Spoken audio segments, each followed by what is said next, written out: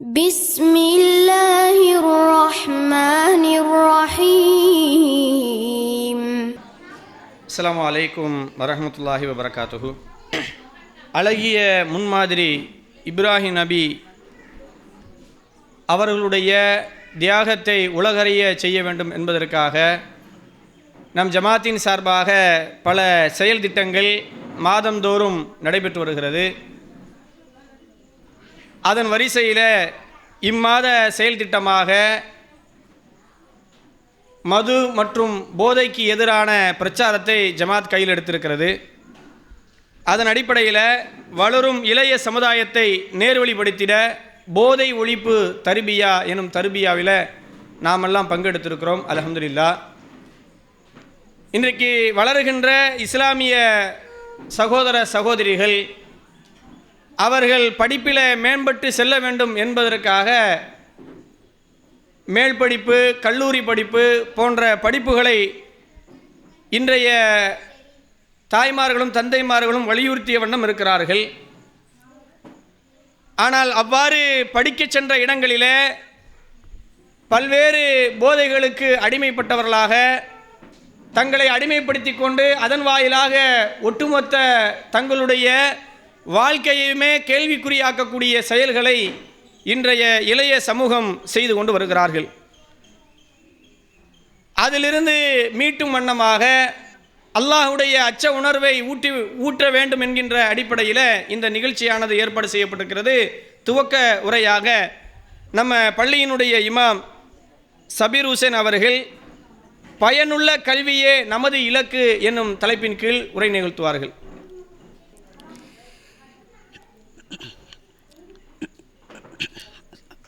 அஸ்ஸலாமு அலைக்கும் வரஹ்மத்துல்லாஹி வபரகாத்துஹு. வார்த்தைகளில் உண்மையானது அல்லாஹ்வுடைய வேதமாகிய அல் குர்ஆனும், வழிகாட்டு சிறந்தது நபிகள் நாயகம் ஸல்லல்லாஹு அலைஹி வஸல்லம் அவருடைய வழிகாட்டலாகும். காரியங்களில் கெட்டது மார்க்கத்தின் பெயரால் எதுவெல்லாம் புதிதாக உருவாக்கப்படுகிறதோ இவை அனைத்தும் காரியங்களில் கெட்டது. புதிதாக உருவாக்கப்பட்டவை அனைத்தும் பிதஅத் அனாச்சாரமாகும். ஒவ்வொரு அனாச்சாரம் வழிகேடாகும். ஒவ்வொரு வழிகேடும் நம்மை நரகில் கொண்டு போய் சேர்க்கும் என்று அன்னலம் பெருமகனா நபிகள் நாயகம் ஸல்லல்லாஹு அலைஹி வஸல்லம் அவர்கள் உலகத்தில் வாழுகின்ற ஒட்டுமொத்த மனித சமுதாயத்திற்கும் எச்சரிக்கை செய்து நமக்கு ஒரு எச்சரிக்கையாக எடுத்துக்கொண்டு எனது உரையை நான் ஆரம்பம் செய்கின்றேன். கண்ணியத்திற்குரிய எல்லாம் அல்ல அல்லாஹ்வின் நல்லடியார்களே, தமிழ்நாடு தவ்ஹீத் ஜமாத் திருவாரூர் தெற்கு மாவட்டம் மன்னார்குடி நகர கிளையின் சார்பாக ஏற்பாடு செய்யப்பட்டுள்ள இந்த மாபெரும் தர்பியா நிகழ்ச்சியில் பயனுள்ள கல்வியே நமது இலக்கு என்ற தலைப்பு எனக்கு இங்கு வழங்கப்பட்டிருக்கிறது. பொதுவாக இந்த உலகத்தில் வாழக்கூடிய ஒவ்வொரு மனிதர்களும் அகில உலகத்தையும் படைத்து பாதுகாத்து பராமரிக்கின்ற வல்ல ரஹ்மானாக இருக்கின்ற அல்லாஹ் ரப்புல் ஆலமீன் இந்த உலகத்தில் மனித சமுதாயத்தை படைத்து அந்த மனித சமுதாயம் உலகத்தில் எப்படியாக வாழ வேண்டும் என்ற ஒரு வழிமுறையையும் அல்லாஹ் நமக்கு வழிகாட்டி இருக்கிறான். உலகத்தில் ஒரு மனித சமுதாயத்தை நாம் படைத்திருக்கிறோம் என்று சொன்னால் அந்த மனித சமுதாயம் உலகத்தில் எப்படியாக வாழ வேண்டும் என்று சொன்னால் அவர்கள் பகுத்தறிவு மிக்கவர்களாக, இந்த உலகத்தில் கல்விஞானம் பெற்றவர்களாக, அதிகமான அறிவுகளை தேடக்கூடியவர்களாக, இந்த உலகத்தினுடைய ஞானங்களையும் அறிவுகளையும் பெற்று தங்களோடு வாழுகின்ற மனிதர்களுக்கு அதிகமான நன்மைகளை செய்யக்கூடியவர்களாக, தன்னுடைய வாழ்க்கையில் ஏராளமான நன்மைகளை பெற்றுக்கொள்ளக்கூடியவர்களாக, தான் கற்ற அந்த கல்வியின் மூலியமாக நாளை மறுமையிலும் சிறந்து விளங்க வேண்டும் என்ற அடிப்படையில் அல்லாஹ் ரப்புல் ஆலமீன் இந்த உலகத்தில் மனித சமுதாயத்தை படைத்து இந்த உலகத்தில் வாழக்கூடிய மனிதர்களாக இருக்கக்கூடிய நீங்கள் அறிவு பெற்றவர்களாக உலகத்தில் வாழுங்கள், கல்வி மிக்கவர்களாக உலகத்தில் வாழுங்கள், அதிகமான ஞானங்களை கற்றுக்கொண்டவர்களாக நீங்கள் உலகத்தில் வாழுங்கள் என்று அல்லாஹ் திருமறை குர்ஆனில் நபிகள் நாயகம் ஸல்லல்லாஹு அலைஹி வஸல்லம் அவருடைய வாழ்க்கை மூலியமாக ஏராளமான உபதேசங்களை அல்லாஹ் நமக்கு சொல்லி தந்திருக்கிறான். எந்த அளவிற்கு அல்லாஹ் சொல்லி காட்டுகிறான்னு சொன்னால், குல்ஹல் எஸ்தவில்லதீன யாலமூன வல்லதீன லா யாலமூன், இந்த உலகத்தில் வாழக்கூடிய மனித சமுதாயத்தில் யார் சிறந்தவர்கள் என்று சொன்னால், யார் உயர்ந்தவர்கள், யார் அறிவாளிகள் என்று சொன்னால், அறிந்தவர்களும் அறியாதவர்களும் சமமாவார்களா என்று அல்லாஹ் கேட்கிறான். ஒரு மனிதர் கல்வியானம் பெற்றவர்களாக உலகத்தில் வாழுகிறார். உலகத்திலே கல்வியை அதிகமாக படித்திருக்கிறார், மார்க்க கல்விகளை அதிகமாக படித்திருக்கிறார். இப்படியாக கல்வியானம் பெற்ற ஒரு மனிதரும், உலகத்தை பற்றியான அதிகமான சிந்தனை இருக்கக்கூடிய ஒரு மனிதரும், உலகத்தை பற்றியான ஞானங்களில் அதிகமாக மூழ்கி இருக்கக்கூடிய ஒரு மனிதரும், உலகத்தை பற்றியான எந்த அறிவும் இல்லாத ஒரு மனிதரும் இரண்டு பேரும் சமமாவார்களா என்று அல்லாஹ் திருமறை குர்ஆனில் சொல்லிவிட்டு, யார் அறிவுடையவர்களாக இருக்கிறார்களோ அவர்கள்தான் சிறந்தவர்கள், அவர்கள்தான் உயர்ந்தவர்கள், அவர்கள்தான் பாக்கியமிக்கவர்கள் என்று அல்லாஹ் திருமறை குர்ஆனில் சொல்லி காட்டுகின்ற செய்திகளை நாம் பார்க்க முடிகிறது. அதே போன்று இன்னொருத்தில் அல்லாஹ் சொல்லி காட்டுகிறான், யூத்தில் ஹிக்மத்த மையஷா, இந்த உலகத்தில் வாழுகின்ற மனிதர்களுக்கு தான் நாடியோருக்கு ஏராளமான கல்வி ஆனங்களை நாம் வழங்குகிறோம். அப்படி கல்வியான வழங்கப்பட்டவர்கள், கல்வியானத்தை பெற்றவர்கள் இந்த உலகத்திலே கல்வியை கற்றுக்கொள்வதற்காக வேண்டிய முயற்சிகளை, அதற்கான ஆர்வங்களை, அதற்கான தங்களுடைய வாழ்க்கையினுடைய செயல் திட்டங்களை எவர்கள் ஒருவர்கள் உருவாக்கி கொள்கிறார்களோ அப்படியான அந்த மனிதர்களுக்கு ஏராளமான நன்மைகளை, ஏராளமான சிறப்புகளை, இந்த உலகத்தில் ஏராளமான அந்தஸ்துகளை நாம் ஏற்படுத்தியிருக்கிறோம் என்றும் அல்லாஹ் திருமறை குர்ஆனில் நமக்கு சொல்லி காட்டுகின்ற ஒரு செய்திகளை நாம் பார்க்க முடிகிறது. அதே போன்று அல்லாஹ் இன்னொருத்தில் உபதேசம் செய்கிறான். இந்த உலகத்தில் வாழக்கூடிய மூமின்கள், முஸ்லீம்கள் தங்களை ஒரு இந்த உலகத்தில் தான் ஒரு சிறந்த ஒரு மனிதனாக, பகுத்தறிவுள்ள ஒரு மனிதராக தன்னை அறிமுகம் படுத்துகிறார் என்று சொன்னால், அப்படியான மனிதருடைய வாழ்க்கை எப்படியா இருக்க வேண்டும் என்பதை அல்லாஹ் சொல்லி காட்டுகிறான். அல்லதீன எதுக்குறுன் அல்லாஹ் கியாமோ வகுஊதம் வஅலா ஜுனூபிஹிம் வயதஃபக்கரூன ஃபீ ஹல்கி ஸமாவாதி வல் அர்த். அவர்கள் இந்த உலகத்தில் வாழுகின்ற போது நின்ற நிலையில், உட்கார்ந்த நிலையில், படுத்த நிலையில் அவர்கள் வானங்களை பற்றி சிந்திக்கக்கூடிய கல்வியானம் பெற்றவர்களாக இருப்பார்கள். பூமியை பற்றி சிந்திக்கக்கூடிய கல்வியானம் பெற்றவர்களாக இருப்பார்கள். வானங்களுக்கும் பூமிக்கும் இடைப்பட்ட ஒவ்வொரு பொருட்களையும் சிந்திக்கக்கூடிய பகுத்தறிவு மிக்கவர்களாக உலகத்தில் வாழ்வார்கள். அவர்கள் அப்படியான சிந்தனைகளை அவர்கள் யோசித்துவிட்டு, இப்படியான சிந்தனைகள் பால் தங்களுடைய கவனங்களை செலுத்திவிட்டு அவர்கள் சொல்வார்கள், ரப்பனா மா ஹலகத ஹாதா பாத்திலா, இறைவா இந்த உலகத்தை நீ வீணாக படைக்கலை, வானங்களை வீணாக படைக்கலை, உலகத்தினுடைய பூமியை நீ வீணாக படைக்கலை, வானத்திற்கும் பூமிக்கு இடைப்பட்ட எந்த ஒரு பொருளாக இருந்தாலும் சரி, காற்று, கடல், நீர், மலை, இப்படி எந்த ஒன்றாக இருந்தாலும் சரி, எந்த ஒன்றையுமே நீ வீணாக படைக்கவில்லை. சுபஹானக ஃபக்கினா அதாபன்னார், இறைவா நீ தூய்மையானவன், எனவே எங்களை நரக வேதனையிலிருந்து பாதுகாத்துவிடு என்று சொல்லி இந்த உலகத்திலே கல்வியானம் பெற்றவர்கள், அறிவியானம் பெற்றவர்கள், சிந்தனைவாதிகள், பகுத்தறிவாதிகள் உலகத்திலே வாழ்வார்கள் என்று அல்லாஹ் திருமறை குர்ஆன் நமக்கு சொல்லி காட்டுகிறான். அதே நேரத்தில் இந்த உலகத்தில் கல்வி ஆனங்களை அதற்காக வேண்டிய முயற்சிகள் செய்யாமல், அதற்காக வேண்டி தங்களுடைய செயல்பாடுகளை ஒதுக்காமல், இந்த உலகத்தில் வாழுகின்ற போது கல்விக்கான எந்த விதமான முக்கியத்துவம் வழங்காதவர்களை பற்றி இறைவன் சொல்லி காட்டுகிறான். வழக்கு தரக்னாலி ஜஹன்னம கசீரம் மினல் ஜின்னி வல் இன்ஸ், இந்த உலகத்தில் மனிதர்களையும் ஜின்களையும் அதிகமான பேரை நாம் நரகத்திற்கென்றே ஏற்படுத்தியிருக்கிறோம். உலகத்தில் வாழக்கூடிய மனிதர்களாக இருக்கட்டும், உலகத்தில் இருக்கக்கூடிய கண்ணுக்கு தெரியாத ஜின் சமுதாயமாக இருக்கட்டும், இந்த இரண்டு சமுதாயத்தையும் பெரும்பான்மையான மனிதர்களை நாம் நரகத்திற்கென்று நாம் ஏற்படுத்தியிருக்கிறோம். எதற்காக வேண்டிய நரகத்திற்கு நாம் ஏற்படுத்தியிருக்கோம் தெரியுமா? லஹும் குலூபுல்லா யஃப்கஹூன பிஹா, அவர்களுக்கு சிந்திக்கின்ற அறிவாற்றல் வழங்கப்பட்டிருக்கிறது. சிந்திக்கின்ற, யோசிக்கின்ற அறிவாற்றல் வழங்கப்பட்டு, கல்விகள் வழங்கப்பட்டு, அதன் மூலியமாக அவர்கள் சரியான முறையில் சிந்திக்கவில்லை. கல்வியானங்களை அவர்கள் சரியான முறையில் கற்றுக்கொள்ளவில்லை. கல்வியானங்கள் மூலியமாக பிற மனிதர்களுக்கு எந்த விதமான புரோஜனம் இல்லாத கல்வியானங்களாக அவருடைய வாழ்க்கை இருக்கிறது. உலகம் ஆயினுள்ளா இபுஷீருன பிஹா, அவர்களுக்கு பார்க்கின்ற கண்களை வழங்கியிருக்கிறோம். பார்ப்பதன் மூலியமாக ஏராளமான விஷயங்களை, கல்விகளை பெற்றுக்கொள்கின்ற மனித சமுதாயத்திற்கு ஒரு நிலையை ஏற்படுத்தியிருந்தும் கூட பார்த்தும் கல்விகளை அவர்கள் சிந்திக்கவில்லை, கல்வியானத்தை அவர்கள் பெறவில்லை என்று அல்லாஹ் சொல்லி காட்டுகிறான். சொல்லி காட்டிவிட்டு இறைவன் சொல்கிறான், உலாய்க்க கல்லான்ஹாம், இவர்களெல்லாம் எப்படியானவர்கள் தெரியுமா? இவரெல்லாம் கால்நடையை போன்றவர்கள். கண் இருந்தும் பார்த்தும் சிந்திக்காதவர்கள், காது இருந்தும் கேட்டும் சிந்திக்காதவர்கள், சிந்திக்கின்ற ஆற்றல்கள் இருந்தும் அறிவுகள் இருந்தும் அதற்கான கல்வி ஆணங்கள் இருந்தும் அதை சரியான முறையில் பயன்படுத்தாதவர்கள் கால்நடைகளுக்கு சமமானவர்கள் என்று இறைவன் சொல்லிவிட்டு, பல்ஹும் அதல், இல்லை இல்லை அதைவிட கேடு கட்டவர்கள். ஏன் உலகத்தில் படைக்கப்பட்ட எந்த ஒரு ஜீவராசிகளாக இருந்தாலும் சரி, அதுக்கு பகுத்தறிவு என்ற ஒரு நிலையை நாம் ஏற்படுத்தவில்லை.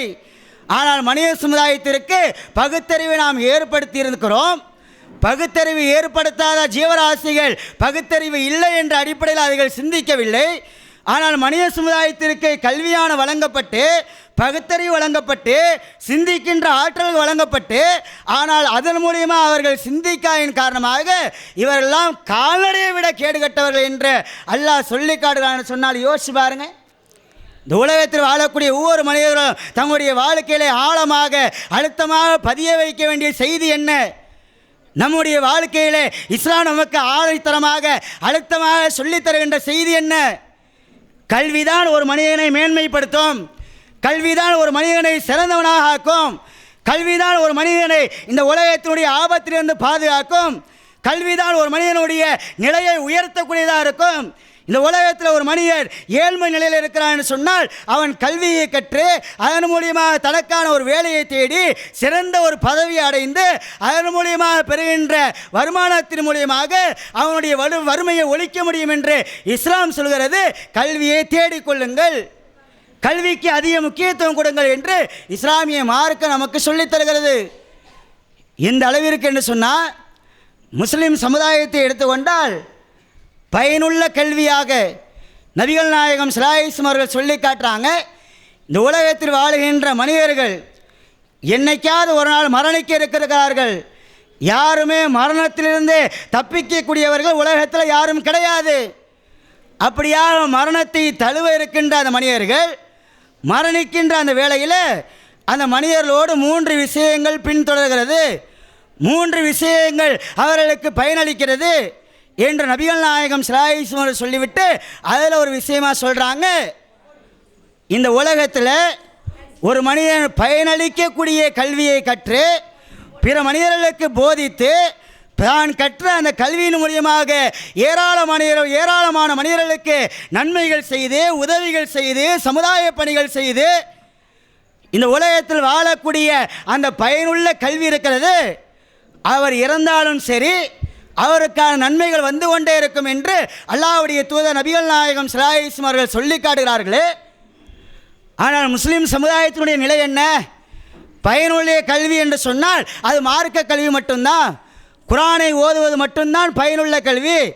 ஒரு ஹதீஸை படிப்பது மட்டும்தான் பயனுள்ள கல்வி. இந்த உலகத்தில் மார்க்க ரீதியான ஒரு விஷயத்தை கற்றுக்கொள்வது மட்டும்தான் பயனுள்ள கல்வியாக இந்த உலகத்தில் முஸ்லீம் சமுதாயத்தில் அதன் மூலியமாக ஒரு தவறான ஒரு சிந்தனை இருந்ததின் காரணமாகத்தான் நாம் வாழ்கின்ற இந்த இந்திய தேசத்தில் முஸ்லீம்களாக இருக்கக்கூடிய நம்முடைய வாழ்க்கையில் எப்படியான ஒரு பின் விளைவுகள் நாம் சந்திக்கிறோம் யோசிச்சு பாருங்க.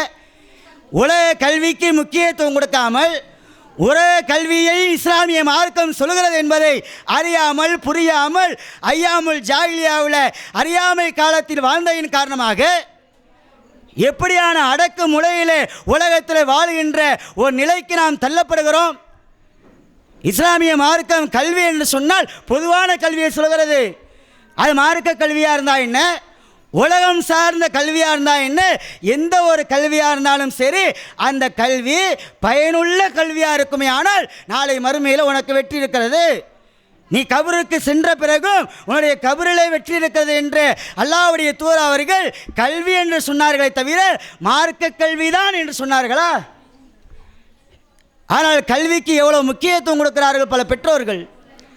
பல பெற்றோருடைய நிலையை எடுத்து பார்த்தால் தன்னுடைய சமுதாயத்தில் தான் வளருகின்ற தன்னுடைய பிள்ளைகளை மார்க்க கல்விக்கு ஒரு புறம் முக்கியத்துவம் கொடுத்தாலும் உலக கல்வி விஷயத்திலையும் அவர்களுக்கான அந்த படிப்பு விஷயத்தில் உலக கல்வி அவருடைய உள்ளத்தில் ஆழமாக பதிய வைக்கின்ற விஷயத்தில் அவர்களுக்கு நாளைக்கு ஒரு பெரிய ஒரு உயர்ந்த ஒரு பதவி அடைந்து விட்டால் தான் கற்ற அந்த கல்வியின் மூலியமாக எப்படியான நன்மைகளை செய்ய வேண்டும் என்ற உபதேசங்கள் செய்யப்படுகிறதா? பெற்றோராகிய நாம் செய்கிறோமா? நம்முடைய பிள்ளைகளை ஒரு டாக்டராக உருவாக்குகிறோம், ஒரு இன்ஜினியராக உருவாக்குகிறோம், இன்னும் பிற துறைகளில் சிறந்து விளங்குகின்ற அளவிற்கு நம்முடைய பிள்ளைகளை உருவாக்குகிறோம் என்று சொன்னால், நம்முடைய பிள்ளைகளுக்கு சொல்ல வேண்டிய மிக முக்கிய உபதேசம் என்ன? இஸ்லாம் எந்த அடிப்படையில் நாம் கற்ற அந்த கல்வியை பயன்படுத்த சொல்கிறதோ அதன் அடிப்படையில் நீ டாக்டர் ஆனாலும் சரி, இன்ஜினியர் ஆனாலும் சரி, ஒரு வார்டு கவுன்சிலர் ஆனாலும் சரி, அல்லது இன்னும் பிற ஒரு உயர்ந்த ஒரு பதவிக்கு நீ சென்றாலும் சரி, நீ படித்து ஒரு பதவிக்கு சென்ற பிறகு அந்த கல்வியின் மூலியமாக ஏராளமான மனிதர்களுக்கு நன்மை செய்ய வேண்டும், கல்வியின் மூலியமாக பாவங்களிலிருந்து விடைபெற வேண்டும். கல்வியை அறிந்திருக்கிறோம், கல்வியை அதிகமாக பெற்றிருக்கிறோம், எனக்கு ஞானம் வந்துவிட்டது, அதிகமான அறிவு வந்துவிட்டது என்ற அடிப்படையில் மமதை கொள்ளாமல், அதிகமான பெருமை அடித்து விடாமல், யாரையும் மட்டம் தட்டி விடாமல், தனக்கு கிடைத்த கல்வியானத்தை வைத்துக்கொண்டு அந்த கல்வியின் மூலியமாக தனக்கு கிடைத்த பதவியை வைத்துக்கொண்டு பிற மனிதர்களுக்கு நன்மை செய்ய வேண்டும் என்ற உபதேசங்களை நம்முடைய பிள்ளைகளுக்கு அவ்வப்போது நாம் செய்ய வேண்டியது நம்முடைய கடமையாக இஸ்லாமிய மார்க்கம் நமக்கு சொல்லித் தருகிறது. எந்த ஒரு கல்வியாக இருக்கட்டுமே, மார்க்க கல்வியாக இருந்தாலும் சரி, உலக கல்வியாக இருந்தாலும் சரி, அது எப்போது நமக்கு பயனளிக்கும் என்று சொன்னால் அதை சரியான முறையில் பயன்படுத்தினால்தான். ஒரு மனிதர் ஃபுல் குரானையும் மனனம் செய்திருக்கிறார், ஆலிமாக இருக்கிறார், ஃபுல் அரபியையும் கரைத்து உடைத்திருக்கிறார், அனைத்து ஹதீஸ்களை அவர் படித்திருக்கிறார், கரைத்து உடைத்திருக்கிறார். அதன் காரணமாக அவர் சொர்க்கத்திற்கு செல்ல முடியுமா? அதன் அடிப்படையில் வாழ்ந்தால் மட்டும்தான் அவர் சொர்க்கத்திற்கு செல்ல முடியும். நான் ஃபுல் குரானை மனனம் செய்திருக்கிறேனே, அதிகமான ஹதீஸ்களை மனனம் செய்திருக்கிறேனே என்ற காரணத்தினால் மட்டுமே அவர் சொர்க்கத்திற்கு செல்வார் என்பது கிடையாது.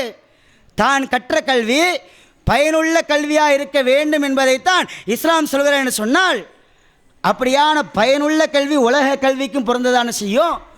உலக கல்வி நாம் படிக்கிறோம் என்று சொன்னால் அந்த கல்வியை படித்து ஒரு உயர்ந்த பதவிக்கு ஏறுகிறோம் என்று சொன்னால் அதன் மூலியமாக நாம் செய்கின்ற நன்மையின் மூலியமாக நமக்கு நாளை மறுமையிலே ஒரு சிறந்த ஒரு நிலை ஏற்படுமே தவிர, நாம் அந்த கல்வியை வைத்து ஏராளமான அநியாயங்கள், இஸ்லாத்தில் தடுக்கப்பட்ட ஏராளமான விஷயங்கள், நம்முடைய வாழ்க்கையில் பிற மனிதர்களுக்கு துரோகம் செய்கின்ற விஷயங்கள், அநியாயம் செய்கின்ற விஷயங்கள், அடுத்தவருடைய பொருளை அபகரிக்கின்ற விஷயங்கள், லஞ்சம் போன்ற இது போன்ற ஏராளமான பாவமான காரியங்களில் ஒரு படிப்பை படித்து ஒரு பதவியை பெற்று இப்படியான செயல்பாடுகள் நாம் ஈடுபட்டால் அந்த கல்வி தான் பயனளிக்காது. அவ எப்போது ஒரு கல்வி பயனளிக்கும் என்று சொன்னால், நாம் படித்து பதவியை பெற்று அதை நாம் எப்படி பயன்படுத்துகிறோம் என்ற முறையை வைத்து தான் அந்த கல்விக்கான ஒரு நிலையை, ஒரு ரிசல்ட்டை நாளை மறுமையிலையும் இந்த உலகத்தில் நாம் பார்க்க முடியும். நாம் இந்த உலகத்தில் வாழுகின்ற போது இஸ்லாமிய மார்க்கம் ஏராளமான கல்வியை பற்றி நமக்கு சொல்லித் தருகிறது. இந்த அளவிற்கு அல்லாஹ் சொல்லி காட்டுகிறான்னு சொன்னால், ரப்பி ஜித்னி இல்மா, இந்த உலகத்தில் வாழுகின்ற ஒவ்வொரு மனிதர்களும் அல்லாஹ்விடத்திலே கல்வியானத்திற்காக வேண்டி பிரார்த்தனை செய்யுங்கள்.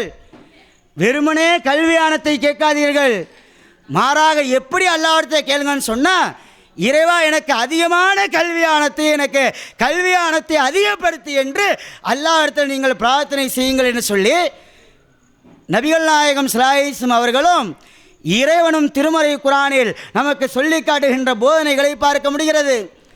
எந்த அளவிற்கு இந்த உலகத்தில் வாழ்ந்த நபிமார்கள் எடுத்து பாருங்கள். நபிகள் நாயகம் ஸல்லல்லாஹு அலைஹி வஸல்லம் அவர்கள் ஹீரா குகையில் இருக்கிறாங்க.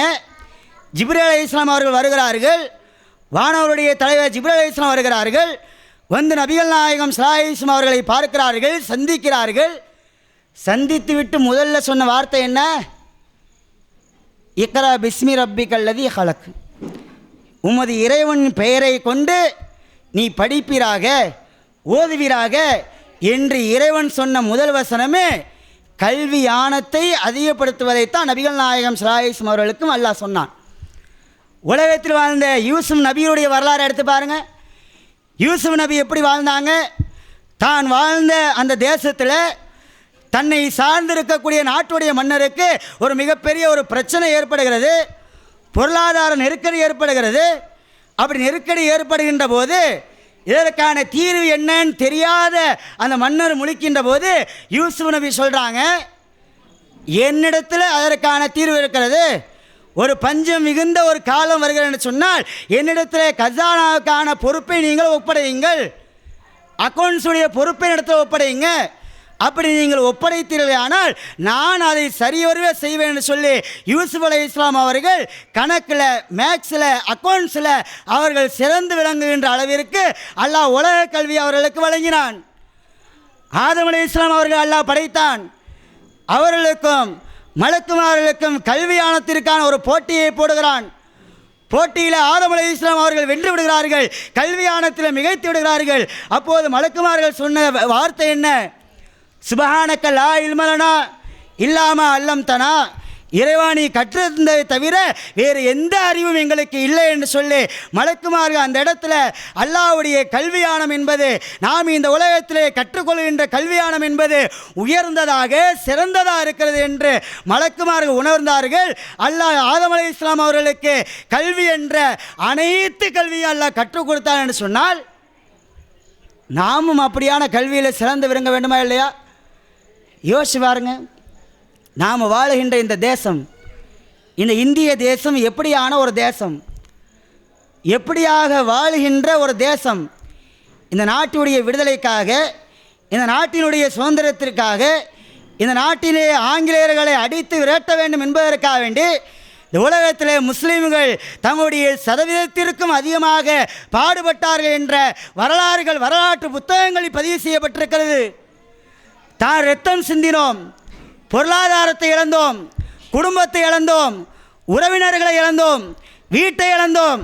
எந்த சமுதாயம் இழக்காத வழிபாட்டு தலங்களை இந்த இந்திய நாட்டினுடைய சுதந்திரத்திற்காக, விடுதலைக்காக இந்த நாட்டில் அனைத்து தரப்பு மக்களும் சுதந்திர காற்றை சுவாசிக்க வேண்டும் என்பதற்காக வேண்டி முஸ்லிம்களாக வாழக்கூடிய நாம், நம்முடைய முன்னோர்கள் ஏராளமான தியாகங்களை இரத்தம் சிந்தினார்கள், யுத்தம் செய்தார்கள், பொருளாதாரத்தை இழந்தார்கள், வீட்டை இழந்தார்கள், பிள்ளைகளை இழந்தார்கள், குடும்பத்தை இழந்தார்கள், உறவினர்களை இழந்தார்கள். அதற்கு மேலாக தங்களுடைய வழிபாட்டு தலங்களை இழந்து வழிபாட்டு தலங்களையே ஏலம் விடுகின்ற அளவிற்கு அவ்வளவு பெரிய நெருக்கடியான நிலையிலையும் அவ்வளவு பெரிய சுதந்திரத்திற்காக வேண்டி போராடுகின்ற அளவிற்கு நாம் இந்த உலகத்தில் இவ்வளவு பாடுபட்டோமே. ஆனால் நம் மீது சுமத்தப்படுகின்ற பழி என்ன? நாம் இந்த உலகத்தில் எப்படியாக உலகத்தில் வாழுகிறோம்? நாமெல்லாம் பாகிஸ்தானை சார்ந்தவர்கள், நாமெல்லாம் இந்த உலகத்தில், இந்த இந்திய தேசத்தில் வந்தேரிகளாக வந்தவர்கள் என்று சொல்லி இந்த நாட்டினுடைய சுதந்திரத்திற்காக ஒரு 0% கூட தியாகம் செய்யாத ஒரு கூட்டம். சுபாஷ் சந்திர போஸ் அவர்கள் ஆங்கிலேயருக்கு எதிராக கடுமையான யுத்தம் செய்கின்ற அந்த வேளையில் சுபாஷ் சந்திர போஸுக்கு எதிராக இருந்த ஒரு சில கூட்டம், காந்தியடிகளுக்கு எதிராக களமிறங்கிய ஒரு கூட்டம் நம்மளை பார்த்து சொல்கிறார்கள், நமக்கும் இந்த நாட்டுக்கு எந்த சம்பந்தம் இல்லை, நாம் இந்த நாட்டிலே ஒரு அகதிகளாக வந்திருக்கிறோம், நாம் இந்த நாட்டிலே நாம் வந்தேர்கள் என்று சொல்கிறார் என்று சொன்னால் ஏன் சொன்னாங்க? எதனால் இப்படியான ஒரு முத்திரை குத்தப்பட்டது? இந்த நாட்டினுடைய சுதந்திரத்திற்காக வேண்டி எவ்வளவு பாடுபட்டோம், எவ்வளவு பொருளாதாரத்தை வாரி வழங்கினோம். வள்ளல் ஹபீபை எடுத்து பார்த்தால் ஏராளமான பொருளாதாரத்தை வாரி வழங்கினார். வஉசி கப்பலோட்டிய தமிழர் என்று சொல்கிறோம், அவரை மட்டும்தான் பாடப்புத்தகம் சொல்லப்படுகிறது. ஆனால் அந்த கப்பல் ஓட்டுவதற்கான பொருளாதாரத்தை வழங்கியவர்கள் யார்? கொடி காத்த குமரன் என்று குமரனை பற்றி சொல்லப்படுகிறது. அவர்களோடு சேர்ந்து 8 முஸ்லிம்கள் கொடியை காத்தார்களே, வரலாறுகள் சொல்லப்பட்டிருக்கிறதா?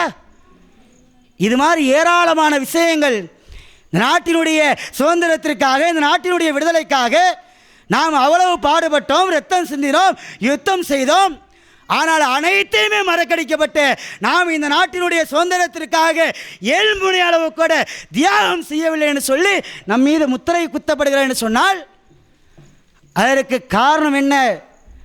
நாம் இந்த உலகத்தினுடைய கல்விகளை சரியான முறையில் படிக்காமல், அரசு அதிகார வர்க்கத்தில் போயிட்டு அமராமல், உலகத்தில் எதையெல்லாம் நம்மளை பவர்ஃபுல்லாக ஆக்குமோ அப்படியான ஒரு நிலைக்கு நாம் செல்லாமல், ஒரு கைக்கூலியாக, ஒரு கூலி ஆளாக வெளிநாட்டில் வேலை செய்கின்ற அளவிற்கு நம்முடைய நிலை இருந்ததின் காரணமாகத்தான் நம்முடைய வரலாறுகள், நம்முடைய முன்னோர்கள் செய்த தியாகங்கள், நம்முடைய முன்னோர்கள் சிந்திய இரத்தங்கள், நம்முடைய முன்னோர்கள் இறைத்த செல்வங்கள் அனைத்துமே மறைக்கடிக்கப்பட்டு மறக்கப்பட்டு இல்லாத ஒரு கட்டுக்கதைகளை நம் மீது சுமத்துகின்ற ஏராளமான பழிகளுக்கும் அவச்சொல்லுக்கும் ஆளாததற்கான காரணமே கல்வி அறிவை நாம் தூக்கி எறிந்தது தான் காரணம். அதனால தான் அல்லாஹ் ஒரு இடத்துல சொல்லி காட்டுகிறான், யா ஐயோல்லதீன ஆமனு, ஈமான் கொண்ட என்னுடைய அடியார்களே, உலகத்தில் நீங்கள் வாழுகின்ற போது எப்படியா வாழுங்கள் தெரியுமா? ஹுது ஹிதரக்கும், இந்த உலகத்தில் வாழுகின்ற போது நீங்கள் எச்சரிக்கை உணர்வோடு நீங்கள் வாழ்ந்து கொள்ளுங்கள். ஏதோ உங்களை சுற்றி என்ன நடக்குதுன்னு பாரு, உன் ஊரில் என்ன நடக்குதுன்னு பாரு, உன்னுடைய நாட்டில் என்ன நடக்குதுன்னு பாரு, உன்னுடைய மாநிலத்தில் என்ன நடக்குதுன்னு பாரு. ஆனால் நமக்கு சீரியலில் என்ன நடக்குதுன்னு பார்க்குறதுக்கே நேரம் இல்லை, சினிமாவில் என்ன நடக்குதுன்னு பார்க்குறதுக்கே நேரம் இல்லை, இன்னும் பிற உலகத்தினுடைய வேடிக்கையான விஷயங்களை பார்ப்பதற்கே நேரம் பத்தலை. இதில் எங்கே உலகத்தினுடைய செய்திகள், பல மாநிலத்தினுடைய செய்திகள், நம்முடைய நாட்டினுடைய செய்திகளை எங்கே தெரிஞ்சுக்க என்ற ஒரு நிலையில் தான் நம்முடைய இந்த வாழ்க்கையினுடைய செயல்பாடுகள் செல்கிறது. ராகுல் காந்தி அவர்கள் அறிவிக்கிறார்கள், என்ன சொன்னாங்க தெரியுமா? நான் இந்த தடவை ஒருவேளை பிரதமராக இருந்து நான் பிரதமராக ஆக்கப்பட்டு நான் ஆட்சி கட்டில் அமர்ந்தாலும் கூட இந்திய தேசத்தை ஆளப்போவது நான் கிடையாதுன்றார். ஏன் சொன்னார் தெரியுமா? ஆங்காங்கே எல்லா துறைகளிலுமே முஸ்லீம்களுக்கு எதிராக செயல்படுகின்ற, முஸ்லீம்களுக்கு எதிராக வன்முறையை கக்குகின்ற, முஸ்லீம்களை அழிக்க வேண்டும், ஒழிக்க வேண்டும், முஸ்லீம்களை இந்த நாட்டை விட்டு விரட்ட வேண்டும் என்று சிந்தனை கொண்ட காட்டு மிராண்டிகளான RSS சங் பரிவார கூட்டங்கள் அனைத்து துறைகளிலுமே உட்கார்ந்து விட்டார்கள். ஒருவேளை நான் பிரதமராக வந்து உட்கார்ந்தாலும் கூட ஆட்சி செய்பவன் நானாக இருக்க மாட்டேன், அவர்களாகத்தான் இருப்பார்கள் என்று சொல்லி மன கவலையோடு அவ்வளோ மிக பிரில்லியண்டான முறையில் எல்லா துறைகளிலுமே அவர்கள் தங்களுடைய ஆட்களை இறக்கிவிட்டார்கள் என்று சொல்லி ராகுல் காந்தி அவர்கள் கவலைப்படுகிறார் என்று சொன்னால், நம்முடைய சமுதாயத்தினர்கள் எத்தனை பேர் இருக்கிறோம் யோசிச்சு பாருங்கள். மருத்துவத்துறையில் எத்தனை பேர் இருக்கிறோம்? உலகத்தில் போலீஸ் என்ற துறை அதில் எத்தனை பேர் இருக்கிறோம்? IAS IPS போன்ற துறைகளில் எத்தனை பேர் இருக்கிறோம்? இன்னும் பிற அரசு அதிகார வர்க்கத்தில் எத்தனை நபர்கள் இருக்கிறோம் யோசிச்சு பாருங்க. ஒரு அம்மா சொல்கிறாங்க, வசீலா என்று சொல்லப்படுகின்ற ஒரு பெண்மணி, இந்தியாவில் இஸ்லாமியர்களின் நிலை அப்படின்னு ஒரு புத்தகம் எழுதுகிறாங்க. அந்த புத்தகத்தில் அவங்க சொல்லக்கூடிய செய்தி என்ன அப்படி சொன்னால், நான் பல மாநிலங்களுக்கு நான் சென்றேன், பல மாநிலங்களில் முஸ்லீம்களை பார்த்தேன். அப்போ அவங்களோடு நான் பேசினேன். அப்படி பேசுகின்ற அந்த வேளையில் அவர்கள் முஸ்லீம்களாக இருக்கிறார்கள், ஆனால் அவருடைய பெயர்கள், அவருடைய அடையாளங்கள் எடுத்து பார்த்தால் தங்களை ஒரு இந்துவாக அடையாளம் காட்டி கொண்டிருக்கிறார்கள். ஆனால் முஸ்லீம்கள் தான். ஆனால் எப்படியாக அவர்கள் தங்களை அடையாளம் காட்டி கொண்டிருக்கிறாங்கன்னு சொன்னால், ஒரு இந்துவாக தங்களுடைய அடையாளம் காட்டி கொண்டிருக்கிறார்கள் என்று அந்த பெண்மணி சொல்கிறாங்க.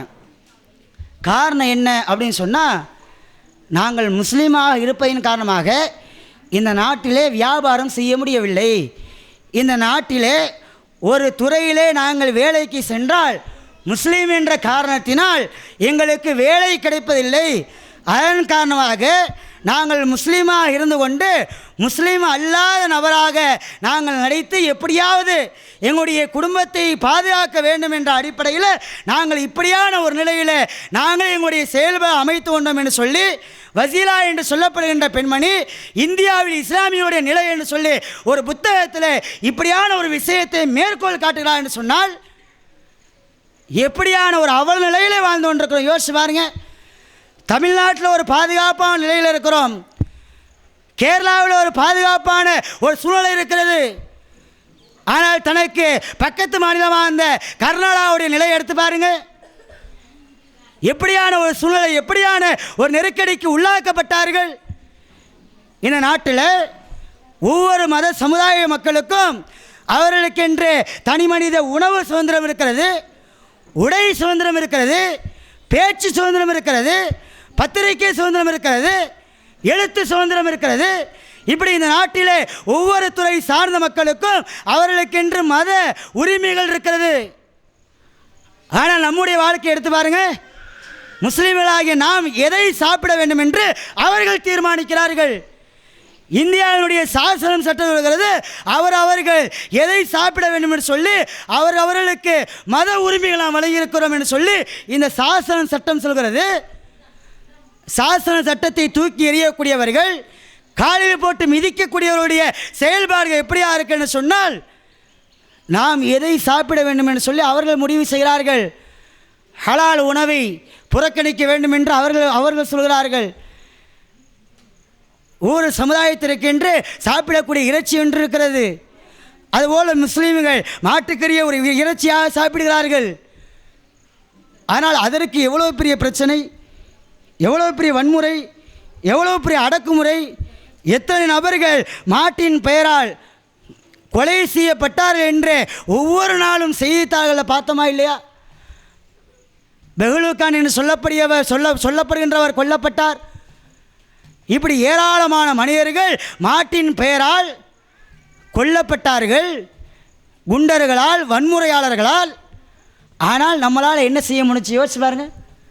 அவர்களுக்கு எதிராக நம்மளால் என்ன களம் காண முடிஞ்சு யோசிச்சு பாருங்க. ஏன் எது செய்ய முடியலன்னு சொன்னால், அதிகார வர்க்கம் இல்லை, நம்மள்கிட்ட அதிகாரம் இல்லை. அதிகார துறையில் முஸ்லீம்களாக இருக்கக்கூடிய நம்முடைய மக்கள், நம்முடைய பிள்ளைகள் யாரும் அதிகார வர்க்கத்தில் செல்லவில்லை. கல்வியை தூக்கி எறிஞ்சதுக்கான காரணம் என்னங்க? அதுவும் இந்த நாட்டுடைய சுதந்திரத்திற்காக வேண்டி ஆங்கிலேயர்கள் கொண்டு வந்த கல்விகள் எங்களுக்கு வேண்டாம் என்று சொல்லி நம்முடைய முன்னோர்கள் இந்த நாட்டினுடைய சுதந்திரத்திற்காக, விடுதலைக்காக வேண்டி கல்வியை தூக்கி எறிந்தார்கள். கடைசியில் மிகப்பெரிய அளவில் பின்னடையில் வந்து நிற்கிறோம். யோசிச்சு பாருங்க. நம்முடைய உணவு சுதந்திரம் பறிக்கப்படுகிறது. உடையை எடுத்து பாருங்க. பொதுவாக உலகத்தில் மனிதர்கள் எப்படியாக ஆசைப்படணும்? ஒரு பெண்களை எடுத்து கொண்டால் அவர்கள் தங்களுடைய முழு அலங்காரத்தை ஏற்படுத்தி கொள்ள வேண்டும். அவர்கள் தாங்கள் எது கவர்ச்சி பொருளாக இருக்கிறதோ அதையெல்லாம் மறைக்க வேண்டும் என்பதுதான் உலகத்தில் வாழுகின்ற சிந்தனைவாதிகள், பகுத்தறிவாதிகளுடைய சிந்தனையாக இருக்க வேண்டும். ஆனால் எப்படியான நிலை இருக்கிறது? ஹிஜாப் அணிவது கூடாது என்று சொல்லி மிகப்பெரிய அளவில் போராட்டம் செய்து, மிகப்பெரிய அளவில் வன்முறையை கூட்டி, மிகப்பெரிய அளவில் பிரச்சனையை ஏற்படுத்தி கர்நாடகா மாநிலத்தில் கிட்டத்தட்ட 10ஆம் வகுப்பு எக்ஸாம் எழுத போகின்ற அந்த நிலையில், 12ஆம் வகுப்பு எழுதுகின்ற அந்த சூழ்நிலையில் நம்முடைய பிள்ளைகள் கல்வியிலே முன்னேறிவிடக்கூடாது என்ற மிகப்பெரிய அளவிலே காட்டுமிராண்டி தனத்தின் காரணமாக கிட்டத்தட்ட 21,000 மாணவிகள் அன்றைய நாளில் 10th 12th எக்ஸாமை புறக்கணிக்க வேண்டிய, எழுத முடியாத சூழ்நிலைக்கு அவர்கள் தள்ளப்பட்டார் என்று சொன்னால், எப்படியான ஒரு தேசத்தை நாம் வாழுகிறோம்? இப்படியான ஒரு தேசத்தை சரிப்படுத்த வேண்டும். அப்படியான ஒரு தேசத்தில் நமக்கான ஒரு அதிகாரத்தை ஏற்படுத்த வேண்டும் என்று சொன்னால், அதற்காக வேண்டி நாம் என்ன செய்யணும்? கல்விக்கு அதிக முக்கியத்துவம் கொடுக்கணும். நம்முடைய பிள்ளைகளிடத்தில் சொல்லி வளர்க்கணும். நீ படிக்கக்கூடிய படிப்பு நம்முடைய சமுதாயத்தை முன்னேற்றக்கூடியதாக இருக்க வேண்டும். சிறுபான்மை மக்கள் எந்த சமுதாய மக்களாக இருந்தாலும் சரி, இந்து சமுதாய மக்களாக இருந்தாலும், பௌத்தர்களாக இருந்தாலும், சீக்கியர்களாக இருந்தாலும், அதே போல் கிறிஸ்தவர்களாக இருந்தாலும், முஸ்லீம்களாக இருந்தாலும், எந்த ஒரு சமுதாய மக்கள் பாதிக்கப்பட்டார்களே ஆனால் அவர்களுக்கு முதல் குரல் கொடுக்கக்கூடிய கல்வியாக, அதிகாரமாக உன்னுடைய அதிகாரம் இருக்க வேண்டும் என்று சொல்லி நம்முடைய பிள்ளைகளுக்கு சொல்லி வளர்க்க வேண்டும். எந்த அளவிற்கு என்று சொன்னால், சென்னை ஹைகோர்ட்டில் ஒரு வழக்கு வருகிறது. எப்படியான வழக்கு அப்படி சொன்னால், 6% முஸ்லீம்களாக இருக்கிறோம், 6% கிறிஸ்தவர்கள் இருக்கிறார்கள். யோசிச்சு பாருங்க. 6% கிறிஸ்தவர்கள் ஒரு காலேஜ் நடத்துகிறாங்க. அந்த காலேஜில் ஒரு மாணவிக்கு பாலியல் தொந்தரவு வழங்கப்பட்டு அந்த பெண்மணி சென்னை ஹைகோர்ட்டில் ஒரு வழக்கை தொடர்றாங்க. அந்த வழக்கை விசாரிக்கக்கூடிய மனிதர் யார் அப்படி சொன்னால் வைத்தியநாதன் என்று சொல்லப்படுகின்ற ஒரு நீதிபதி. அந்த நீதிபதி அந்த வழக்கை விசாரிக்கிறார். விசாரிக்கும் போது என்ன செய்யணும்? தவறு செய்து அவருக்கு தண்டனை வழங்க வேண்டும், இதுதான் நியாயமான ஒரு விஷயம். ஆனால் அவர் சொல்லுகிறார், அந்த இடத்துல ஒரு விஷமத்தை கக்குகிறார். கிறிஸ்தவர்களுக்கு எதிராக இந்த மாதிரியான இந்த கிறிஸ்தவர்கள் காலேஜில் இப்படியான ஒரு ஆசிரியர் ஒரு மாணவிக்கு, இந்து மாணவிக்கு பாலியல் தொந்தரவு வழங்குகிறார்.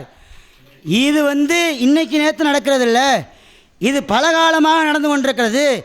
எந்த அளவிற்கு கிறிஸ்தவருடைய செயல்பாடு நடக்கிறதுன்னு சொன்னால் இப்படியான ஆள்கள் மூலியமாகத்தான் நம்முடைய இந்து சமுதாய பெண்கள் கிறிஸ்தவர்களாக மதம் மாற்றப்படுகிறார்கள் என்ற ஒரு விஷமத்தை அந்த இடத்துல தீர்ப்பாக கக்குகிறார். இப்படியான கிறிஸ்தவரிடம் இருந்து நாம் பாதுகாப்பாக இருக்க வேண்டும் என்று சொல்லி ஒரு விஷமத்தை கக்குகிறார். யோசிச்சு பாருங்க, சொன்னது ஹைகோர்ட் நீதிபதி, வைத்தியநாதன் என்று சொல்லப்படுகின்ற ஹைகோர்ட் நீதிபதி. மறுநாளே தான் சொன்ன அந்த வார்த்தையை அப்படியே வாபஸ் வாங்குகிறார். ஏன் வாபஸ் வாங்குகிறார் தெரியுமா? அந்த ஹைகோர்ட்டில் வக்கீலாக இருக்கக்கூடிய பெரும்பான்மையாளர்கள் யார் என்று சொன்னால் கிறிஸ்தவர்கள். 20% அவர்கள் ஹைகோர்ட்டில் நீதி வக்கீலாக அங்கே செயல்படுகிறார்கள். அவர்கள் கடுமையான முறையில் அந்த நீதிபதிக்கு எதிராக கண்டனங்கள் தெரிவித்து அந்த நீதிபதியினுடைய வீட்டு வாசலில் ஆர்ப்பாட்டங்கள் நடத்தி மிகப்பெரிய அளவில் போராட்டங்கள் வெடித்து வக்கீல்களாக ஒன்று சேர்ந்து தலைமை நீதிபதியிடத்தில் கோரிக்கை வைத்து இவர் உடனடியாக இப்படியான விஷம வார்த்தைகளை அவர் வாபஸ் பெற வேண்டும் என்று சொல்லி அவர்கள் கோரிக்கை வைக்கிறார்கள். மறுநாள் அந்த வார்த்தைகள், விஷம கருத்துக்கள் வாபஸ் வாங்கப்படுகிற. யோசிச்சு பாருங்க, சாதாரண விஷயம் இல்லை. ஹைகோர்ட்டில் ஒரு வார்த்தை சொல்லப்பட்டு ஒரு தீர்ப்பு வழங்கப்பட்டு உடனே வாபஸ் வாங்குவது என்பது சாதாரண விஷயம் இல்லை. நீங்கள் வேணால் மேல்முறையீடு செஞ்சுக்கன்னு சொல்லி இப்படியே தட்டி கழிக்க தான் பார்ப்பாங்களே தவிர வாபஸ் வாங்குறதுக்கான சாத்தியம் இல்லை. ஆனால் இங்கே வாபஸ் வாங்குகின்ற அளவிற்கு அவருடைய நிலை இருக்குன்னு சொன்னால் காரணம் என்ன? கிறிஸ்தவர்கள் கல்வியில் உயர்ந்திருந்தார்கள், ஹைகோர்ட்டில் வக்கீலாக இருந்தார்கள்.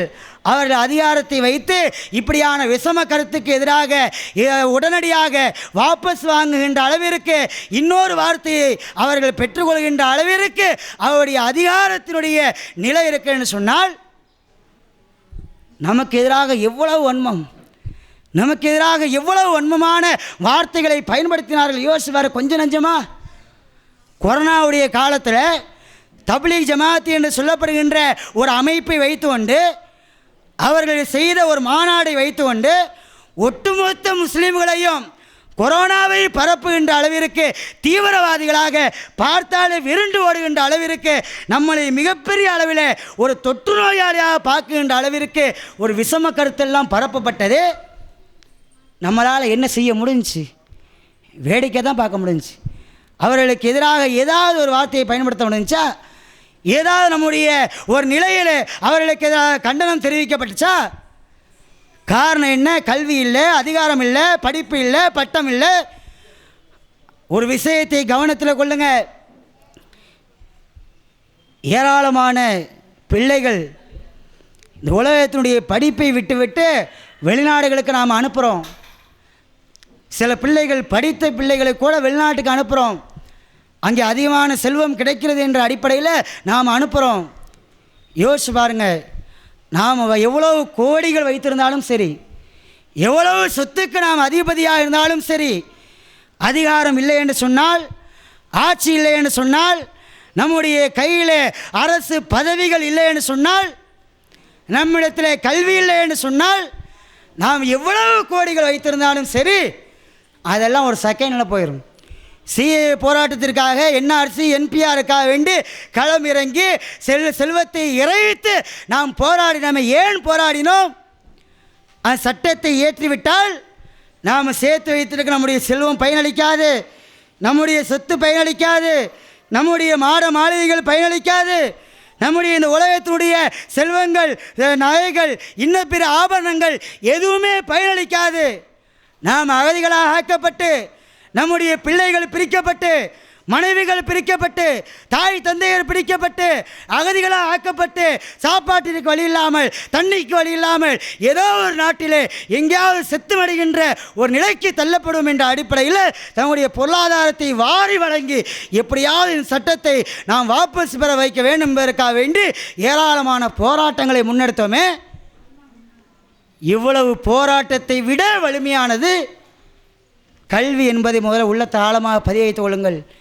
கல்விதான் நம்முடைய உள்ளத்திலே மிக ஆழமாக பதிய வைக்க வேண்டிய ஆணித்தரமான ஒரு விஷயம். எந்த அளவிற்கு சொன்னால், த பார்டின் என்று சொல்லப்படுகின்ற ஒரு மனிதர் அவர் சொல்லுகிறார், நான் 6 வாட்ஸ்அப் குரூப்பில் இருக்கிறேன். எப்படியான வாட்ஸ்அப் குரூப் அப்படி சொன்னால், சங் பரிவாரர்கள் இயக்குகின்ற 6 வாட்ஸ்அப் குரூப்பாக இருக்கிறேன். அதில் கிட்டத்தட்ட ஒரு நாளைக்கு 135 மெசேஜ் வருகிறது. அனைத்து மெசேஜ்களுமே முஸ்லீம்களுக்கு எதிரான வன்முறையாகத்தான் இருக்கிறது. முஸ்லீம்கள் இந்த நாட்டை அழிக்க பார்க்கிறார்கள், முஸ்லீம்கள் இந்த நாட்டை அபகரிக்க பார்க்கிறார்கள், முஸ்லீம்கள் இந்த நாட்டினுடைய துரோகிகள், முஸ்லீம்கள் இந்த நாட்டினுடைய வந்தேரிகள் என்று சொல்லி முஸ்லீம்களுக்கு எதிரான கருத்துக்களை கிட்டத்தட்ட 6 வாட்ஸ்அப்பில் நான் இருக்கிறேன். அதில் மட்டுமே 135 மெசேஜ்கள் ஒவ்வொரு நாளும் முஸ்லீம்களுக்கு எதிரான வன்முறையாக கருத்துக்களாக பதிவு செய்யப்படுகிறது என்று அந்த மனிதர் சொல்கிறார். இப்படியான எவ்வளவு வன்முறை கருத்துக்கள் உலகத்தில் இந்திய தேசத்தில் ஏற்படுகிறது. முஸ்லீம்களுக்கு எதிராக எவ்வளவு அடக்குமுறைகள் ஏற்படுகிறது. ஒரு கோயிலில் ஒரு முஸ்லீம் சமுதாயத்தை சார்ந்த ஒரு சிறுவன் தண்ணீர் குடித்தான் என்பதற்காக வேண்டி அந்த சிறுவன் என்று பார்க்காமல் அடித்து கைகாலை உடைத்து மிகப்பெரிய அளவில் சித்திரவதைக்கு உள்ளாக்கிய செய்திகளை நாம் சமூக வலைதளங்களில் பார்த்தோம். எந்த அளவிற்கு என்று சொன்னால், இதை கண்டிக்க வேண்டிய பத்திரிகை துறைகளே இப்படியான அந்த சிறுவன் தாக்கப்பட்டதை ஆதரித்து எழுதினாங்க. சிறுவன் தாக்கப்பட்டது நியாயமானதான், சிறுவன் தாக்கப்பட்டது வன்முறை கிடையாது என்று சொல்லி பத்திரிகை துறையே இப்படியான வன்முறைக்கு எதிராக செயல்படுகின்ற அளவிற்கு ஒரு நிலை இருக்கு என்று சொன்னால், பத்திரிகை துறையில் நம்முடைய பிள்ளைகளை கொண்டு செல்ல வேண்டிய கடமை இருக்கிறதா இல்லையா? ஹிட்லர் யூதர்களை அழித்தார். எப்படி அழித்தார்? எடுத்தும் கவித்தும் என்று அழிக்கலை. மிகப்பெரிய அளவில் பிரபலியமாக இருக்கக்கூடிய பத்திரிகையெல்லாம் தன் வசம் வைத்து கொண்டு அதில் யூதர்களுக்கு எதிராக பல்வேறு விதமான விஷம கருத்துக்களை பதிய வைத்து, இந்த யூதர்கள் இருந்தால் நாட்டிற்கு அழிவுதான் கேடுதான் என்று சொல்லி மிகப்பெரிய அளவில் அந்த மக்கள் மத்தியில் ஆழமாக பதிய வைத்து, பிறகு அந்த யூதர்களுக்கு எதிராக மிகப்பெரிய அளவில் வன்முறை ஏற்றப்பட்டது என்று சொன்னால், அதே விஷயத்தை தான் இன்றைய பாஜக அரசு பத்திரிகை துறைகளை கையில் எடுத்துக்கொண்டு அமித்ஷா சொல்கிறார், உண்மையோ பொய்யோ நாங்கள் செய்கின்ற பிரச்சாரம் பொய்யானதோ அவதூறானதோ வன்முறையானதோ அதை பற்றி எங்களுக்கு கவலை இல்லை, ஆனால் மக்களிடத்தில் நாங்கள் கொண்டு சேர்க்க வேண்டும் என்று முடிவெடுத்து விட்டால் நாங்கள் கொண்டு போய் சேர்ப்போம் என்று அமித்ஷா சொல்கிறார் என்று சொன்னால் யோசிச்சு பாருங்க. நமக்கு உண்மையான செய்தியை கொண்டு போக முடியலை. பள்ளிவாசலில் கோயிலில் ஒரு சிறுவர் கொல்லப்படுகிறார். ஆனால் முஸ்லீமுடைய மனித நேயத்தை எடுத்து பாருங்கள், முஸ்லீமுடைய நிலை அப்படியே ஆப்போசிட்டாக எடுத்து பாருங்க. கொரோனா காலத்தில் எப்படியான முஸ்லீமுடைய சமூக சேவை இருந்தது. மற்ற சமுதாயத்தை சார்ந்தவர்கள் இறந்த தன்னுடைய தந்தையை, பிள்ளையை, மனைவியை, தாயை, உறவினர்களை நெருங்குவதற்கு அஞ்சுகின்ற அந்த நேரத்தில் கூட யாரென்றே தெரியாதவர்கள், அவர்கள் இறந்தவர்கள் யார், அவருக்கு நமக்கு முன்ன பின்ன பழக்கம் இல்லை, இருந்தாலும் கூட அந்த இடத்துல மனிதனே சேவையை அவருடைய உடலை வாங்கி கண்ணியமான முறையில் அடக்கம் செய்தோமே. எதற்காக வேண்டி செய்தோம்? இஸ்லாமிய மார்க்கம் நமக்கு தீவிரவாதத்தை போதித்திருந்துமானால், இஸ்லாமிய மார்க்கம் நமக்கு வன்முறையை போதித்திருக்குமே ஆனால், இஸ்லாமிய மார்க்கம் இந்த உலகத்தில் முஸ்லீம்களை தவிர மற்றவர்களை அழிக்க வேண்டும், ஒழிக்க வேண்டும் என்று ஒரு கொள்கையை நமக்கு சொல்லி தந்திருக்குமே ஆனால், இப்படியான சமுதாய சேவையில் இறங்கியிருப்போமா? வெள்ளத்தின் போது எவ்வளவு முஸ்லீம்கள் தன் உயிரை கூட துச்சமாக நினைத்து முஸ்லீம்கள் மற்ற சமுதாய மக்களை பாதுகாக்கின்ற ஒரு வேலையில் ஈடுபட்டார்கள். வயநாடு பகுதியில் முஸ்லீம்கள் களத்தில் இறங்கி அங்கே பாடுபட்ட நிகழ்வுகளை சமூக வலைதளங்களில் பார்க்கிறோம். சென்னையில் ஏற்பட்ட வெள்ளத்தில் முஸ்லீம்கள் களத்தில் நின்றார்கள். திருநெல்வேலியில் ஏற்பட்ட வெள்ளத்தில் முஸ்லீம்கள் களத்தில் நின்றார்கள். கன்னியாகுமரியில் ஏற்பட்ட வெள்ளத்தில் முஸ்லீம்கள் களத்தில் நின்றார்கள். நம்முடைய தேச துரோகி, இந்த நாட்டிற்கு நமக்கும் சம்பந்தம் இல்லை என்று சொல்லி எங்கிருந்தோ வந்தவர்கள் நம்மளை பார்த்து இப்படி சொன்னார்களே, இவர்கள் யாராவது ஒரு ஆள் நின்று களத்தில் நின்றார்களா? களத்தில் நின்று போராடினார்களா? நன்மையான காரியங்களை செய்ய வேண்டும் என்று அவர்கள் நினைத்தார்களா? பாடுபட்டார்களா? உழைத்தார்களா? அவருடைய சமுதாய மக்களுக்காக பாடுபட்டார்களா? ஆனால் நம்முடைய நிலை என்ன? எப்படியான நிலையில் இந்த உலகத்தில் நாம் வாழ்ந்து கொண்டிருக்கிறோம் யோசிச்சு பாருங்க. எந்த அளவிற்கு என்று சொன்னால், ஒரே ஒரு விஷயம், வெஸ்ட் பெங்கால் என்று சொல்லப்படுகின்ற ஒரு ஆஃபீஸ், வெஸ்ட் பெங்காலில் ஒரு பிஜேபி ஆஃபீஸ், அந்த ஆஃபீஸில் வெடிகுண்டு வெடிக்குது. அப்படி வெடிகுண்டு வெடிக்கின்ற அந்த வேளையில் பத்திரிகை செய்திகளில் வருகிறது. எப்படியா வருகிறது? பெட்டி செய்தியாக வருது. எப்படி வருகிறது அப்படி சொன்னால், கையாள தெரியாமல் கையாண்டு வெடிகுண்டு விபத்து ஏற்பட்டது. பிஜேபி ஆஃபீஸு வெடிகுண்டு வெடிச்சிருக்கு, ஆனால் பெட்டி செய்தியாக வருது. எப்படியாக அந்த பெட்டி செய்தி வருகிறது அப்படின்னு சொன்னால், கையாளாக தெரியாமல் கையாண்டு வெடிகுண்டு வெடித்ததுன்னு சொல்லி போடுறாங்களே. இதே முஸ்லீம்களுக்கு ஒரு நிலை, இந்த மாதிரி ஒரு நிலை ஏற்பட்டால், ஒரு இரும்பு கடையில் 2 பேக்டரியை ஸ்ட்ராங்காக அழுத்தமாக வச்சா வெடிச்சிடும் சில நேரங்களில். இப்படியான ஒரு முஸ்லீமுடைய கடையில் 2 பேக்டரி வெடிச்சிருன்னு சொன்னால் என்ன ஆகும்? ISIS தீவிரவாதிகள் உள்ளே நுழைந்து விட்டார்கள், பாகிஸ்தானுடைய ஊழல் உள்ளே வந்து விட்டது, அவர்களை ஆய்வு செய்ய வேண்டும், அவர்களை விசாரணை செய்ய வேண்டும் என்று சொல்லி தலைப்பு செய்தியாக நாமளாக தரப்போம். இஸ்லாமிய பயங்கரவாதிகள், முஸ்லீம் தீவிரவாதிகள், முஸ்லீம் பயங்கரவாதிகள் என்று சொல்லி தலைப்பு செய்தியாக நம்மளைத்தான் காட்டியிருப்பார்களே தவிர இது மாதிரி ஒரு பெட்டி செய்தியாக வந்திருக்குமா? அதே போல் அம்பத்தூரில் எடுத்துங்க, தமிழ் செல்வன் என்று சொல்லப்படுகின்ற ஒரு படிக்கக்கூடிய இளைஞர், அவருடைய வீட்டில் துப்பாக்கி சுண்டு சவுண்டு கேட்குது. அப்போ துப்பாக்கி குண்டுடைய சவுண்டு கேட்டோன்னே மற்ற பத்திரிகை துறை, போலீஸ் எல்லாம் விரைகிறது. விரைஞ்சு அங்கே போயிட்டு என்ன நடந்துச்சு அப்படின்னு பார்த்தோம்னா, அதில் ஒரு பெட்டி செய்தியாக வருது. ஏன் பெட்டி செய்தி? தமிழ் செல்வன் என்ற ஒரு பெயர் தான். தமிழ் செல்வன் என்ற பெயரின் காரணமாக பெட்டி செய்தியாக வருகிறது. எப்படியாக வருகிறது என்று சொன்னால், அவர் துப்பாக்கி சுடும் பயிற்சி மேற்கொண்டார், அதனால் ஏற்பட்ட ஒரு சேதம்தான் அப்படி என்ன செய்கிறாங்க, இப்படியான ஒரு செய்தியே போடுறாங்க. இதே முஸ்லீமுக்கு நடந்திருந்தால் என்ன நடந்திருக்கும் யோசிச்சு பாருங்கள்.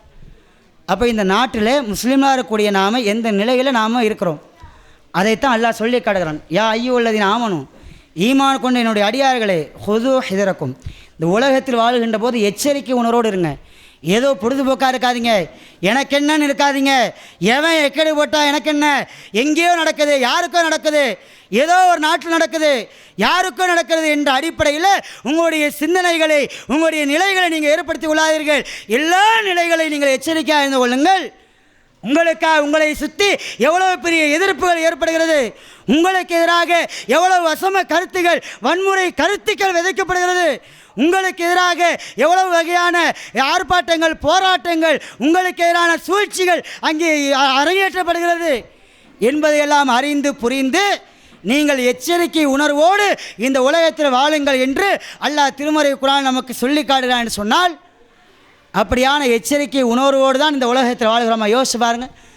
நாம் இந்த உலகத்தில் வாழ்கின்ற போது எவ்வளோ பெரிய அடக்குமுறைகளுக்கு, எவ்வளோ பெரிய வன்முறையான விஷயங்களுக்கு நாம் இந்த உலகத்தில் எவ்வளவு பெரிய விஷயங்கள் நாம் எல்லாம் ஆட்கொள்ளப்பட்டிருக்கிறோம். பொது சிவில் சட்டங்கள் பெயரால் நம்மளை நோகடிக்க பார்க்கிறார்கள். முத்தலாக்கு தடை சட்டம் என்ற பெயரை சொல்லிக்கொண்டு நம்மளை அடக்க பார்க்கிறார்கள். மாட்டுக்கடி இறைச்சி என்ற பெயரை சொல்லிக்கொண்டு நம்மளை அடக்க பார்க்கிறார்கள். ஹிஜாப் என்ற பெயரை சொல்லிக்கொண்டு நம்மளுடைய நிலைகளை அடக்க பார்க்கிறார்கள். நம்முடைய வழிபாட்டு தலங்கள், நாம் நேசிக்கின்ற, நாம் இறைவனை வணங்குகின்ற நம்முடைய வழிபாட்டு தலங்களை சேதப்படுத்தி அதன் மூலியம் நம்முடைய உணர்ச்சிகளை தூண்டி அதன் மூலியமாக ஏதாவது ஒரு வன்முறையான ஒரு விஷயங்களை ஏற்பட்டு அதை ஒரு காரணமாக காட்டி முஸ்லீம்களை எப்படியாவது அழித்திட வேண்டும் என்ற இவ்வளவு நமக்கு எதிராக சூழ்ச்சிகள் ஏற்படுகிறது என்று சொன்னால், அப்படியான சூழ்ச்சிகளை முறியடிக்க வேண்டும் என்று சொன்னால், நமக்கு ஏற்படுகின்ற இது போன்ற ஏராளமான சூழ்ச்சிகள், நமக்கு எதிரான அடக்குமுறைகளை நாம் எதிர்கொள்ள வேண்டும் என்று சொன்னால், அதற்கு மிக முக்கியமான ஆயுதமாக இஸ்லாம் நமக்கு சொல்லித் தருவதே கல்விதான். கல்வியை நீங்கள் படியுங்கள், கல்வியை நீங்கள் கற்றுக்கொள்ளுங்கள். கல்வியை கற்றுக்கொள்ளக்கூடியவர்களுக்கு நாம் ஏராளமான படித்தரங்களை நாம் ஏற்படுத்தியிருக்கிறோம். அவர்களுக்கான ஏராளமான அந்தஸ்துகளை நாம் உயர்த்தியிருக்கிறோம் என்று அல்லாஹ் திருமறை குர்ஆனில் நமக்கு சொல்லி காட்டுகிறான்னு சொன்னால், அப்படியான கல்விக்கு அதிக முக்கியத்துவம் கொடுக்கும். அதே நேரத்தில் படிக்கக்கூடிய நம்முடைய பிள்ளைகளுக்கு கல்வி என்று சொன்னால் அந்த கல்வி எப்படியான கல்வியாக இருக்க வேண்டும், பயனளிக்கக்கூடிய கல்வியாக, சிறந்த ஒரு கல்வியாக இருக்க வேண்டும் என்ற அடிப்படையில் நம்முடைய பிள்ளைகளுக்கு கல்வியை பற்றி அதிகமாக போதிக்கக்கூடியவர்களாக இருக்க வேண்டும். அதைத்தான் அல்லாஹ்வுடைய தூதர் அவர்கள் பிரார்த்தனையாக சொல்லி காட்டுறாங்க. அல்லாஹும்ம இன்னி அவுதுபிக்க மின் இல்மில்லா யன்ஃபவு ஒமின் கல்வில்லா யக்ஷவு ஒமின் நஃப்ஸில்லா தஷ்பவு ஒமின் தாவத்தில்லா இஸ்தஜாபுலஹா. அல்லாஹ்வுடைய தூதர் நபிகள் நாயகம் ஸல்லல்லாஹு அலைஹி வஸல்லம் அவர்கள் அல்லாஹ்விடத்தில் பிரார்த்தனை செஞ்சார்கள், இறைவா, நான் கற்கக்கூடிய கல்வி அது மருத்துவ கல்வியாக இருந்தாலும் சரி, மற்ற துறையை சார்ந்த கல்வியாக இருந்தாலும் சரி, மார்க்க ரீதியான கல்வியாக இருந்தாலும் சரி, உலகத்தினுடைய எந்த துறையினுடைய கல்வியாக இருந்தாலும் சரி, அந்த கல்வி எனக்கு பயனுள்ள கல்வியாக ஏற்படுத்து. நான் அந்த கல்வியை கற்றுக்கொண்டிருக்கிறேன்னு சொன்னால் அந்த கல்வியின் மூலியமாக என்னிடத்தில் அகம்பாவத்தையும் ஆணவத்தையும் ஏற்படுத்தி விடாமல் உன்னுடைய இறையச்சத்தை ஏற்படுத்தக்கூடிய கல்வியாக எனக்கு ஏற்படுத்து. நான் கல்வியை கற்று அதில் எனக்கு ஏற்படுகின்ற வருமானத்தின் மூலியமாக திருப்தி அடையக்கூடிய ஒரு கல்வியாக இருக்க வேண்டும். பிறரிடத்தில் மோசடி பண்ணி அதிகமான செல்வத்தை பெறக்கூடிய கல்வியாக இருக்கக்கூடாது. பிறரிடத்தில் லஞ்சம் வாங்கி அதன் மூலியமாக பெறக்கூடிய கல்வியாக இருக்கக்கூடாது. பிறருக்கு ஏமாற்றி மோசடி செய்து பிறருடைய சாபத்திற்கும் கோபத்திற்கு உள்ளாகி சம்பாதிக்கக்கூடிய செல்வமாக அதன் மூலியமாக ஏற்படுகின்ற திருப்தியாக என்னுடைய கல்வி இருக்கக்கூடாது என்று அல்லாஹ்வுடைய தூதர் அவர்கள் பிரார்த்தனை செய்தார்களே, அப்படியான பிரார்த்தனையை நாம் இந்த உலகத்தில் செய்ய வேண்டும். நம்முடைய பிள்ளைகளுக்கும் ஒவ்வொரு நாளும் நாம் கற்கின்ற இந்த கல்வி இறையச்சத்தின் அடிப்படையில் நீங்கள் கற்றுக்கொள்ளுங்கள். லுக்மான் அலைஹிஸ்ஸலாம் சொன்னார்களே, தன்னுடைய பிள்ளைக்கு சொன்னார்களே, வானத்தில் இருந்தாலும் வானத்திற்கு மேலே எந்த ஒரு பொருள் இருந்தாலும் பூமிக்கு கீழே எந்த ஒரு பொருள் இருந்தாலும் சரி, வானத்திற்கும் பூமிக்கு இடைப்பட்ட எந்த ஒரு பொருளாக இருந்தாலும் சரி, அது மறைவாக இருந்தாலோ வெளிப்படையாக இருந்தாலோ, நீ ரகசியமாக செய்தாலோ வெளிப்படையாக செய்தாலோ, எந்த ஒரு செயல்பாடுகளாக இருந்தாலும் சரி, அதை அல்லாஹ் பார்க்காமல் இல்லை, அல்லாஹ் கண்காணிக்காமல் இல்லை. அதனால் நீ கற்ற எந்த ஒரு கல்வியாக இருந்தாலும் சரி, அது இந்த உலகத்தில் உனக்கு நன்மை பயக்கக்கூடியதாக இருக்க வேண்டும். உன்னை சார்ந்திருக்கக்கூடிய சமுதாய மக்களுக்கு நன்மை சார்ந்ததாக இருக்க வேண்டும். நாளைய மறுமையில் அது நன்மை பயக்கக்கூடியதாக இருக்க வேண்டும். உன்னுடைய சமுதாயத்தையும் உன்னையும் உன்னை சார்ந்திருக்கக்கூடிய சிறுபான்மை மக்கள், இந்து சமுதாய மக்கள், கிறிஸ்தவ சமுதாய மக்கள், சீக்கிய பௌத்த சமுதாய மக்கள் யாராக இருந்தாலும் சரி, அவர்களுக்கு பாதுகாப்பு அளிக்கின்ற, அவர்களுக்கு அநியாயம் செய்கின்ற கல்வியாக இல்லாமல் பாதுகாப்பு அளிக்கின்ற ஒரு சிறந்த ஒரு கேடயமான கவசமான கல்வியாக இருக்க வேண்டும் என்ற அடிப்படையில் அல்லாஹ்வுடைய தூதர் அவர்கள் சொல்லி காட்டுகிறார்கள். இந்த உலகத்தில் வாழக்கூடிய ஒவ்வொரு மனிதர்களும் நாம் வாழுகின்ற இந்த வாழ்க்கையில் பயனளிக்கக்கூடிய கல்விதான் நமக்கு சிறந்த கல்வி. அப்படியான கல்வியை நோக்கிதான் நம்முடைய பயணங்கள் இருக்க வேண்டும். அப்படியான கல்விதான் நமக்கான இலக்கு என்று அல்லாஹ்வுடைய தூதர் நபிகள் நாயகம் ஸல்லல்லாஹு அலைஹி வஸல்லம் அவர்கள் நமக்கு இந்த உலகத்தில் சொன்ன அழகிய போதனைகளை நினைவுபடுத்தியவனாக நம்முடைய பிள்ளைகளுக்கு கல்வியை கற்றுக் கொடுக்கிறோம். உலக கல்வியாக இருந்தாலும் மார்க்க கல்வியாக இருந்தாலும் அது பயனளிக்க கொள்ள கல்வியாக இருக்க வேண்டும் என்று சொல்லி ஒவ்வொரு நாளும் நம்முடைய பிள்ளைகளுக்கு நம்முடைய பெற்றோர்களாக இருக்கக்கூடிய நாம் ஒவ்வொரு நாளும் உபதேசம் செய்யக்கூடியதாக இருப்போமே. ஆனால் நாளைக்கு நம்முடைய பிள்ளை உயர்ந்த ஒரு பதவிக்கு வருகின்ற போது அந்த கல்வி பயனளிக்கக்கூடிய கல்வியாக என்னுடைய தாய் சொன்னார், என்னுடைய தந்தை சொன்னார், என்னை படைத்த இறைவன் சொன்னார், என்னை நேசிக்க என்னை வழிகாட்டக்கூடிய இறைத்தூதர் அவர்கள் சொன்னார்கள் என்ற அடிப்படையில் அந்த குழந்தையினுடைய சிந்தனைகளும் செயல்களும் சீராகும் என்பதை அல்லாஹ்வுடைய தூதர் அவர்கள் நமக்கு சொல்லி காட்டிய அந்த செய்தியை நினைவுபடுத்தியவனாக நாம் இந்த உலகத்தில் வாழுகின்ற போது அல்லாஹ்வுடைய நேசத்திற்காக வாழ்வோம், அல்லாஹ்வுடைய அன்பை மட்டுமே நேசமாக வைத்து கொண்டு வாழ்வோம் என்று சொல்லி எனது இந்த உரையை முடித்து வருகிறேன். வாஹிரு அல்ஹம்துலில்லாஹி ரப்பில் ஆலமீன். அஸ்ஸலாமு அலைக்கும் வரஹ்மத்துல்லாஹி வபரகாத்துஹு.